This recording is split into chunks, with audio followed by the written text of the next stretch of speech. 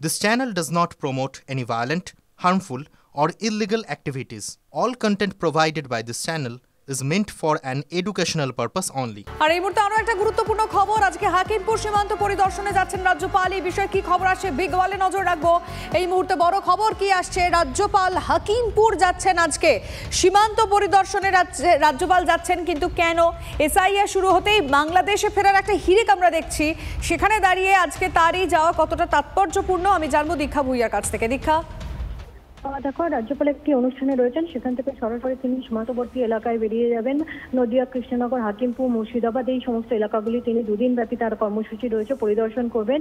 SIR লাগু হওয়ার পরেই আমরা দেখতে পাচ্ছি বিভিন্ন জায়গা থেকে প্রচুর যারা রয়েছেন তারা সীমান্তে গিয়ে দাঁড়িয়ে রয়েছেন এবং তারা বাংলাদেশ যাওয়ার জন্য পরিস্থিতি এমন জায়গায় দাঁড়িয়ে রয়েছে যে তারা অনেকেই আমাদের সংবাদ মাধ্যমের সামনে বলছেন যে তারা এখানে এসে বসবাস করছিলেন, এমনকি তাদের ভোটার কার্ড, আধার কার্ডও আছে, কিন্তু তারা বেসিক্যালি বাংলাদেশি। ফলে পরিস্থিতি খতিয়ে দেখতে সত্যিকারেই তারা বাংলাদেশি কিনা বা সেখানে সীমান্ত দিয়ে কত লোকজন পারাপার করছেন, এই সমস্ত সরজমিনে পরিদর্শন করার জন্যই রাজ্যপালের এই দুদিনের সফর। তিনি একটু পরেই বেলা একটি অনুষ্ঠানে এখন রয়েছেন, সেখান থেকে সরাসরি বেরিয়ে যাবেন এবং তারপরে পরপর সমস্ত সীমান্তবর্তী এলাকা পরিদর্শন করবেন তিনি। বুঝতে পারছি দীক্ষা, নজর রাখো তুমি।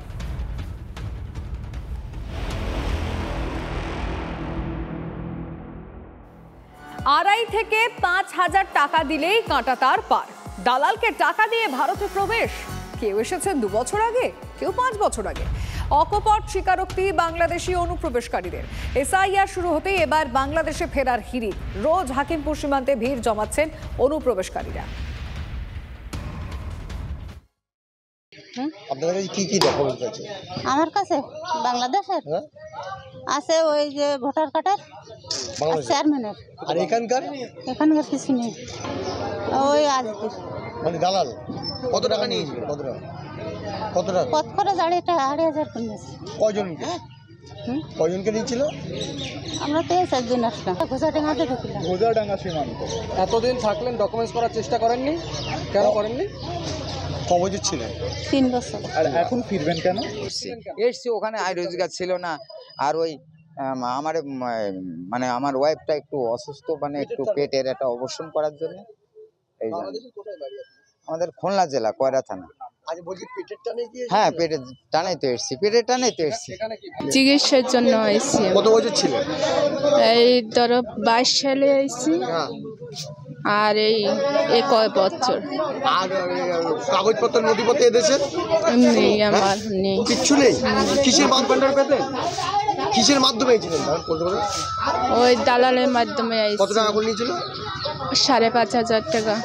তৃণমূলের অপসারিত পঞ্চায়েত প্রধান বাংলাদেশে অনুপ্রবেশকারী লাভলি খাতুনকে নিয়ে আবারও বিতর্ক। বিএলওকে চাপ দিয়ে বাংলাদেশি লাভলির এসআইআর ফর্ম পূরণ তৃণমূলের বিএলএ। শুধু এনুমেরেশন ফর্ম পূরণই নয়, জোর করে সেই ফর্ম আপলোডেরও অভিযোগ।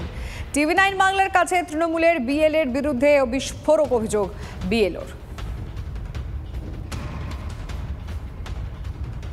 ওই বাড়ির ওই আছে না, ভিআরপি আছে না পঞ্চায়েতের, ওকে এক্সট্রা দিয়েছে, বিএলএ দিয়েছে।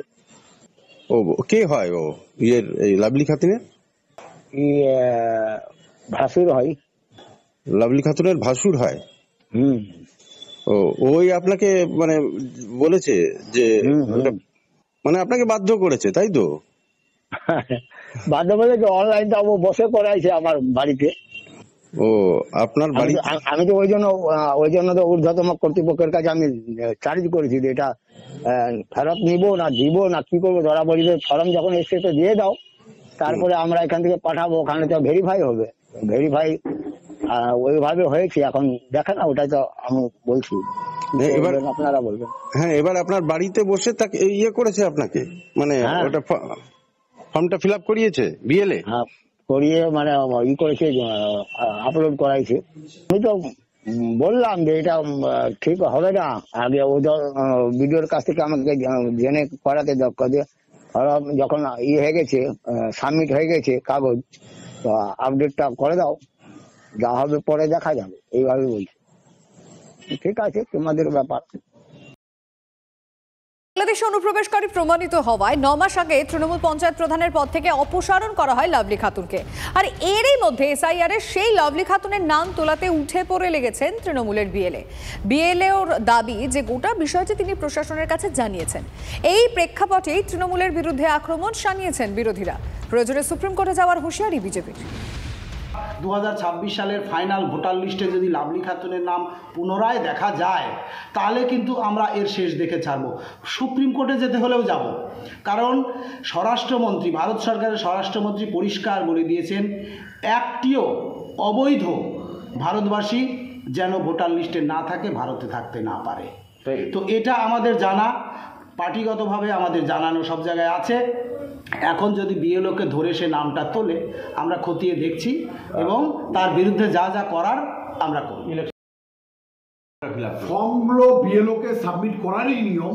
বিএলও সাবমিট নেবে, ফর্ম জমা নেবে, তারপরে এনকোয়ারি হবে। এনকোয়ারি হওয়ার পরে যদি এনকোয়ারির পরে যদি তারা থাকতে পারে থাকবে, যদি তার নাম না থাকে তাহলে থাকবে না। তাহলে এটা তো আমাদের ম্যাটার। বিজেপি তো সরাসরি অভিযোগ করছে যে ওদেরকে মদত দেওয়ার জন্যই বিজেপির আর কাজ কি আছে? বিজেপি সমস্ত জায়গায় টাকা আটকে রেখে এখন বাংলাতে হিন্দু মুসলমান, সারাক্ষণ হিন্দু মুসলমান, কোনো উন্নয়নের ক্ষতি আর নেই। শুধু এই হিন্দু মুসলমান করে করে এখানে রাজনৈতিক মজমাতে টিকে থাকতে চাইছে, এর বাইরে কিছু না।